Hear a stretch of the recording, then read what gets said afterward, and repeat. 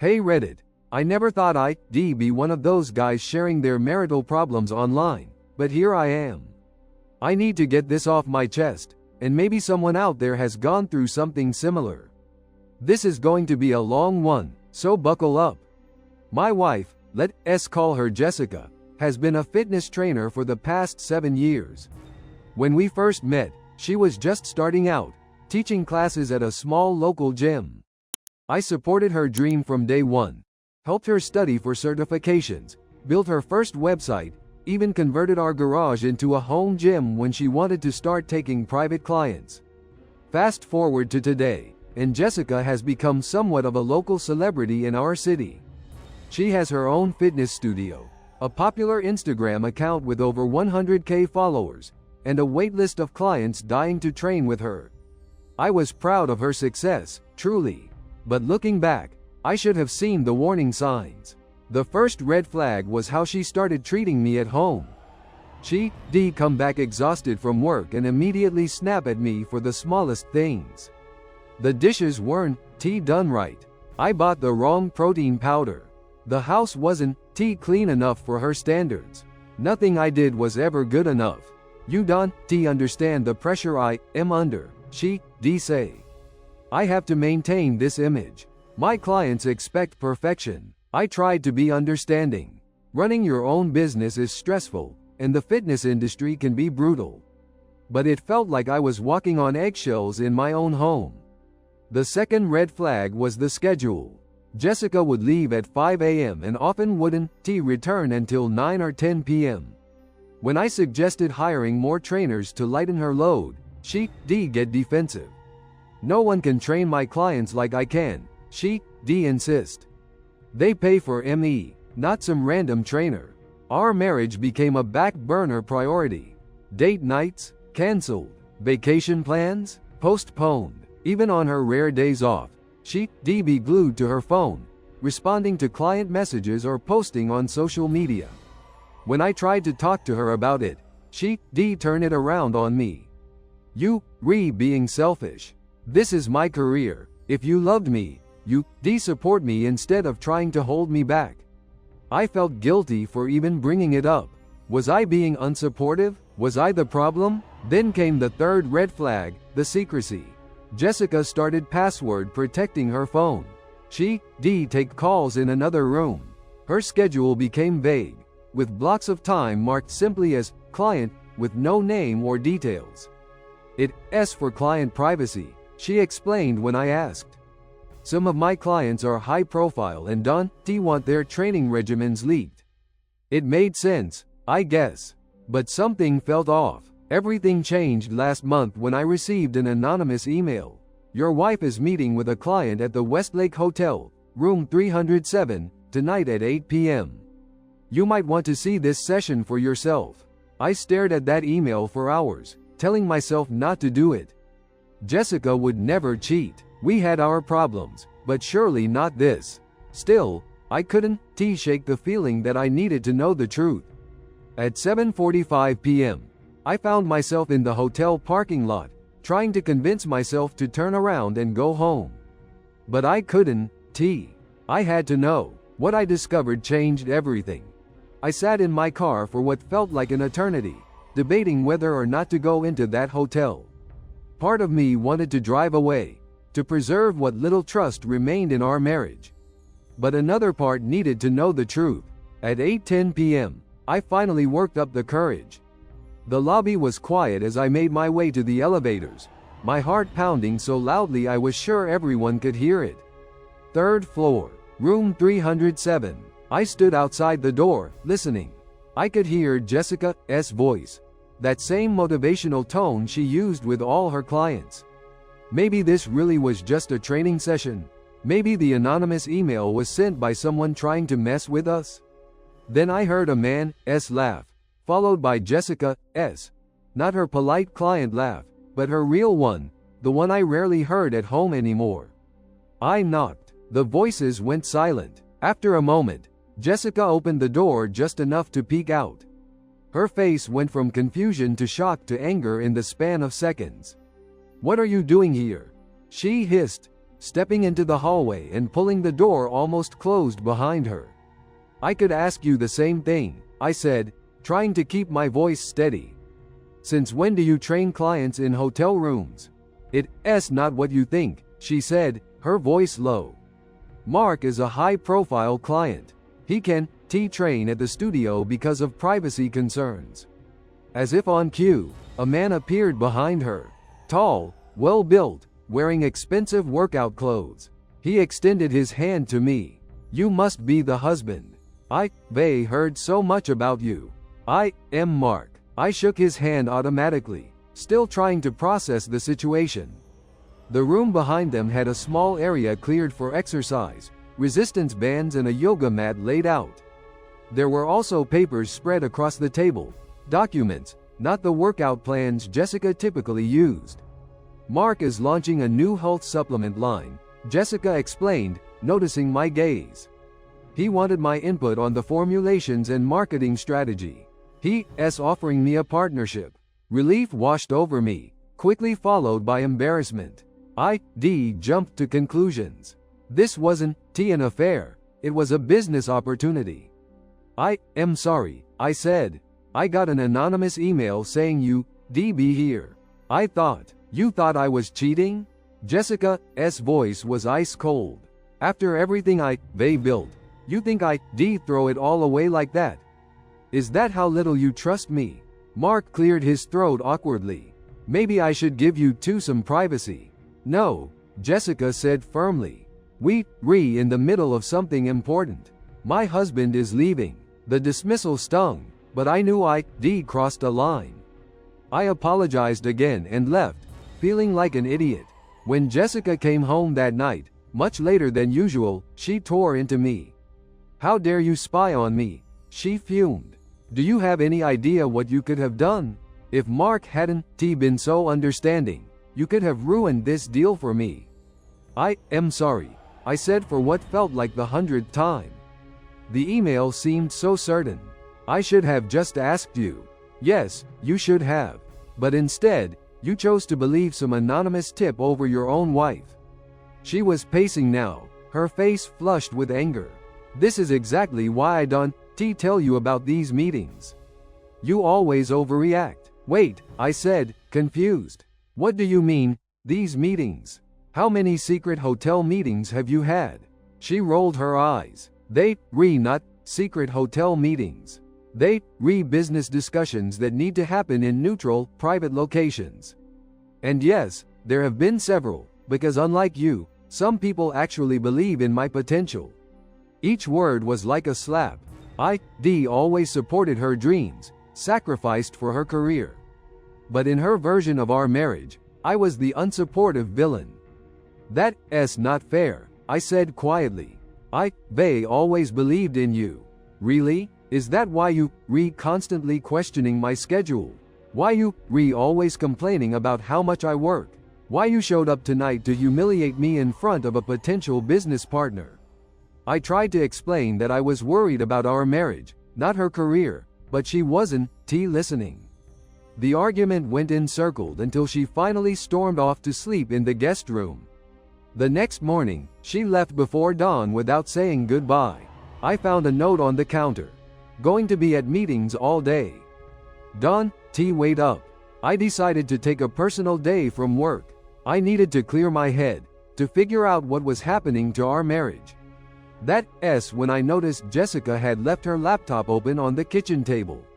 I shouldn't have looked. I know that now, but something compelled me to check her calendar. Maybe to see just how many of these meetings she had scheduled. What I found made my blood run cold. I stared at Jessica's laptop screen, trying to make sense of what I was seeing. Her calendar was organized with color-coded blocks, blue for regular clients, green for social media content creation, yellow for business meetings, and red. Several red blocks scattered throughout each week, labeled only with initials. The previous night's meeting was marked in red, MD Westlake 8 p.m. This wouldn't have been suspicious on its own, but there was something else that caught my eye, a spreadsheet that was minimized in her taskbar. I clicked on it, and felt my stomach drop. It was a detailed record of payments, dates, and names. Mark's name was there, along with a payment amount that was astronomically higher than Jessica's standard training fees. In fact, all the names with red calendar blocks had similar payment amounts. This wasn't adding up. Jessica charged $150 for a standard training session. These red block clients were paying $1,000, sometimes more. Was she escorting? Dealing drugs? My mind went to the darkest places. I noticed another folder on her desktop labeled Partnerships. Inside were NDAs, contracts, and photos. Jessica posing with various well-dressed men and women, signing documents, shaking hands. In many of the photos, she looked different, more done up, wearing clothes I'd never seen before. It was like discovering my wife had a second life I knew nothing about. I closed the laptop, feeling like I'd violated her privacy. But wasn't this exactly the kind of thing spouses should share with each other? Why keep these partnerships secret from me? I tried calling her, but she didn't answer. I sent a text. We need to talk when you get home. It's important. Her reply came hours later. Can tonight. Emergency with a client. Dawn, wait up. I waited anyway. At 11:30 p.m., I heard her key in the door. She looked surprised to see me still awake. I thought I told you not to wait up, she said, dropping her gym bag on the floor. Jessica, what's going on? I asked directly. I saw your calendar. The red meetings. The spreadsheet with the payments. Her expression hardened. You went through my laptop? It was open on the table, I countered. But that's not the point. What are these secret meetings? Who's paying you thousands of dollars, and for what? She stared at me for a long moment, then sighed and sat down. It's not what you rethinking. They've been consulting. Those red blocks are high-profile clients who want fitness and nutrition plans but also business advice. They repaying for my expertise and my discretion. Business advice? You a fitness trainer, not a business consultant. She glared at me. See, this is exactly why I didn't tell you. You don't think I am capable of being more than just a trainer. That's not what I said, I protested. I am just trying to understand why they've been hiding all this from me. Because they never understood my ambition. She snapped. You say you support me, but you complain when I work late. You question my business decisions. You show up at my meetings uninvited. Because you shut me out. I was raising my voice now too. We supposed to be partners, Jessica. Instead, you reliving a whole separate life I know nothing about. Maybe I shut you out because you can't handle my success, she said coldly. You liked it better when I was just starting out, when I needed your help. Now that I am doing well on my own, you threatened. Her words hit hard because there was a grain of truth to them. I had enjoyed being needed, being the supportive husband. But that didn't justify her secrecy. That's not fair, I said. They've always been proud of you. I just miss my wife. We barely talk anymore. You never home. And when you are, you treat me like I am the enemy. Because you act like one. She shot back, checking my calendar, questioning my clients. If you trusted me, we wouldn't be having this conversation. If you were honest with me, I wouldn't need to question anything. We went back and forth like this for what felt like hours, neither of us really hearing the other. Finally, Jessica stood up. I can do this tonight. I have an early session tomorrow. Of course you do, I muttered. She spun around. What's that supposed to mean? It means your clients always come first. Our marriage is at a breaking point, and you worried about an early session. My clients pay the bills, she said coldly. Someone has to. That was a low blow. I'd taken a pay cut last year to work for a nonprofit I believed in. Jessica had supported the decision at the time, or so I thought. Go to bed, I said quietly. We'll talk another time. But as I lay awake that night, I realized we were speaking different languages. Jessica saw her secrecy as independence. I saw it as betrayal. She viewed my questions as control. I saw them as natural concern. The next day, I decided to take matters into my own hands. If Jessica wouldn't be honest with me, I'd find answers elsewhere. I did something I am not proud of. I followed her. What I discovered would turn our entire marriage upside down. Following your spouse is something I never thought I'd do. It felt sleazy, like something out of a bad detective movie. But after our fight, I couldn't shake the feeling that Jessica was hiding something bigger than business meetings. I called in sick to work, another thing I rarely did, and waited in my car down the street from our house. Jessica left at her usual 5 a.m., gym bag over her shoulder, looking like any other fitness professional heading to work. I followed at a safe distance as she drove not to her studio, but to an upscale hotel downtown, different from the Westlake. She valeted her car and walked in confidently, like someone who belonged there. Through the lobby windows, I watched her greet the staff by name before disappearing into an elevator. After 30 minutes of waiting in the hotel cafe, nursing an overpriced coffee and feeling increasingly ridiculous, I spotted her again. She was with a middle-aged man in an expensive suit, both of them laughing as they walked toward the restaurant. No workout clothes, no training equipment. They looked like business associates having breakfast. I couldn't hear their conversation, but I could see them clearly. Jessica animated and engaged, the man nodding and occasionally making notes on an iPad. They spent nearly 2 hours there before shaking hands. The man handed her an envelope, which she tucked into her purse without counting. I ducked behind a newspaper as she passed the cafe on her way out. She checked her watch and hurried toward her car. Next stop, her actual fitness studio, where she taught back-to-back classes and seemed every bit the dedicated trainer I thought I knew. Nothing suspicious there. After the studio, she drove to a sleek office building. The directory in the lobby listed several businesses, including MD Enterprises, on the top floor.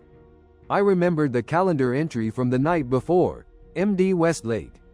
Mark's company, perhaps? Jessica spent 3 hours in that building. When she emerged, she was with Mark, the same man I met at the hotel, and a woman in a sharp business suit. More handshakes, more smiles. No training equipment in sight. She went to 2 more locations that day, another luxury hotel and a private residence in the wealthiest part of town. At each stop, she spent at least an hour, and each time she left with an envelope or after what appeared to be a digital payment on her phone. By the time she headed home around 8 p.m., I was exhausted and confused. I beat her home and was pretending to work on my laptop when she walked in. "How was your day?" I asked casually. "Fine. Busy," she replied, hardly looking at me. "Taught 4 classes and had some client consultations." She wasn't technically lying. She had taught classes, but those consultations were clearly something more. "Any new business opportunities?" I pressed, trying to sound casual. She paused, studying my face. "A few possibilities." "Why the sudden interest?" "Just trying to be supportive," I said, matching her cool tone. "You mentioned partnerships yesterday. Thought I'd ask." She seemed to relax slightly. "The supplement line with Mark is moving forward, and I might be developing a corporate wellness program for his company." Again, not exactly a lie, but far from the full truth of what I'd witnessed. "That's great," I said. "Is that why you met him at his office today?" Her eyes narrowed. "How did you know I was at his office?" The words had slipped out before I could stop them. No turning back now. "Because I followed you, Jessica. All day." The color drained from her face, replaced quickly by fury. "You what?" "I followed you. To the hotel breakfast with the suit guy. To your studio. To Mark's office. To another hotel and that mansion in Highland Park. All day, meeting after meeting, envelope after envelope. Care to explain what kind of fitness consulting pays in unmarked envelopes?" She was livid. "You followed me? Like I am some kind of criminal? What is wrong with you?" "What's wrong with me?" "You the one living a double life? I shot back. Just tell me the truth, Jessica. What exactly are you doing with these people? I don't owe you explanations about my business dealings, she hissed. Actually, as your husband, I think you do. Especially when they involve secret meetings and cash payments. You think I am what? A drug dealer? A prostitute? Her voice was rising dangerously. Is that how little you think of me? I don't know what to think anymore. You hide things. You lie about your schedule. You come home with unexplained cash. What am I supposed to believe?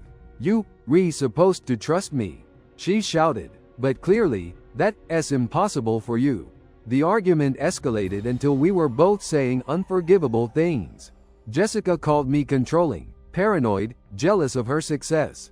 I called her secretive, cold, prioritizing money over our marriage. Finally, she grabbed her keys. I can do this right now. I am staying at Megan's tonight. Megan was her friend from the fitness industry, or so she claimed. At this point, I didn't know what to believe.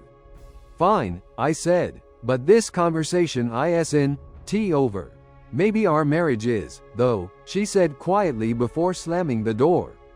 I sat in the sudden silence of our home, wondering how we gotten here. Was I the bad guy? Was my suspicion destroying a perfectly innocent relationship? Or was Jessica hiding something that could destroy us anyway? The next morning, I did something I never thought I would. I called Mark. Finding Mark's number wasn't difficult. Jessica had his business card in her desk drawer, MD Enterprises, with Mark Davis listed as CEO. I stared at the phone for 20 minutes before finally making the call. Was I crossing a line? Probably, but I was past caring. Mark answered on the second ring. This is Mark Davis. Mark, it's Jessica's husband. We met briefly at the Westlake Hotel. A pause. Yes. Is everything all right? Is Jessica okay? That's what I am trying to figure out, I said. I need to understand what's going on with these partnerships you two have. Another long pause. I think that's a conversation you should have with your wife. They tried. She give me straight answers. Look, I followed her yesterday. I saw the meetings, the envelopes changing hands. If she's in trouble, or involved in something illegal. Mark cut me off with a laugh. Illegal? Is that what you think? He sighed. Listen, nothing illegal is happening. But you rewrite that Jessica hasn't been entirely forthcoming with you. My heart sank. So what is it? What's she doing? Meet me at my office in an hour, he said. I think you need to see for yourself. An hour later, I was sitting in Mark's plush corner office, staring at a series of contracts and promotional materials spread across his desk. Your wife isn't just a fitness trainer, Mark explained. She's become one of the most sought-after wellness consultants for the ultra-wealthy in this city. She doesn't just train bodies, she transforms lifestyles. He pushed a glossy brochure toward me. On the cover was Jessica, dressed in designer clothes I'd never seen, with the tagline, Elite Transformation, where wellness meets luxury. When Jessica started training me 2 years ago, I recognized her potential immediately, Mark continued. She has an incredible ability to connect with powerful people, to make them trust her with not just their physical health but their personal lives. Do you know how valuable that is in my world? I shook my head, still trying to process what I was seeing. I offered to back her in a side business. Those red block meetings you mentioned, those are her premium clients. CEOs, celebrities, wealthy divorcees, people who pay thousands for her discretion as much as her expertise. He pulled up a website on his computer, a sleek, password-protected site I'd never seen before. She provides custom wellness plans, yes, but also lifestyle management, personal shopping, even relationship advice. She's part trainer, part therapist, part confidant to people who can trust many others. And the envelopes? I asked. Some clients prefer cash. Old habits, Mark shrugged. Nothing nefarious. Why wouldn't she tell me about this? Mark looked uncomfortable. That's not really my place to say. Please, I pressed. I am trying to understand. He sighed. Jessica told me she tried to discuss expanding her business early on, but you seemed unsupportive. You liked her being just a trainer. She felt you were threatened by her ambition, by the circles she wanted to move in. His words hit me like a physical blow. Had I really made her feel that way? I remembered our conversations years ago, when she talked about growing her brand. I thought I'd been practical, cautious. Had I actually been dismissive? There's more, Mark said reluctantly. The partnership we discussed at the hotel that night. It wasn't just about supplements. He slid another document across the desk. It's a buyout offer. I want to acquire her brand, her client list, her methodology. She become the face of a national wellness empire. 7 figures up front, plus equity. I stared at the number on the contract. It was life-changing money. The deal includes relocation to our headquarters in Los Angeles, Mark added quietly. Jessica wanted to find the right time to discuss it with you. Everything suddenly made sense. Her distance, her secretiveness, her anger at my interruption that night. She wasn't having an affair. She was planning an exit. I thanked Mark and left in a daze. When I got home, Jessica was there, packing a suitcase. Going somewhere? I asked. She didn't look up. I am staying at Megan's for a while. We need space. I spoke to Mark today. Her hands froze mid-fold. You did what? He showed me everything, Jessica. The elite transformation business. The buyout offer. Los Angeles. She sat down heavily on the bed. You had no right. And you had no right to hide an entire business from your husband. I shot back. To plan a move across the country without even mentioning it. Because I knew exactly how you react. She stood up, eyes blazing. Just like you always do. Making me feel small for wanting more. That's not true, I protested. They always supported you. No, you supported the version of me that needed you. The small-time trainer with big dreams. The moment I started outgrowing that role, you got suspicious, controlling. I got suspicious because you started lying. I started lying because you made it impossible to tell the truth. She shouted. Every time I mentioned expansion, you talk about realistic expectations. Every time I networked with wealthy clients, you make snide comments about rich people problems. You were comfortable when my success was small enough to fit into your world. Her words stung because there was truth in them. I had been uncomfortable with her wealthy connections, with her growing ambition. But not for the reasons she thought. I was afraid of losing you, I admitted. Not to success, but to a world I couldn't be part of. Where I wasn't good enough. So instead of talking about your insecurities, you accused me of cheating? You followed me like a criminal? Her voice was ice. That's not love, that's control. We talked, really talked, for hours that night. About her secret business, about my fears, about how we both failed each other through assumptions and poor communication. In the end, though, some bridges can be rebuilt. Jessica took the buyout offer. We filed for divorce a month later. Irreconcilable differences, the paperwork said, though that hardly captured the complexity of our failure. She moved to Los Angeles as planned. Her wellness brand is thriving. I see her sometimes on morning shows, hear her podcast advertised. I stayed in our city, still working at my nonprofit. Sometimes I wonder if things could have been different. If I'd been more supportive of her ambitions, if she'd been more honest about her dreams, if we'd both been better at saying what we really meant. But that's the thing about marriages that fail. By the time you understand what went wrong, it's usually too late to fix it. So if there's a lesson in this whole mess, Reddit, it's this. Assume the best in your partner. Talk about your fears before they turn to suspicion. And remember that sometimes what looks like betrayal from one angle looks like self-preservation from another. Jessica wasn't a villain, and neither was I. We were just two people who stopped seeing each other clearly, long before either of us realized we were lost. Thanks for all the comments and support. To answer the most common questions, no, there was never any actual cheating involved. Yes, Vey started therapy to work on my trust issues. And no, I don't regret the divorce. Some relationships aren't meant to be saved, just learned from.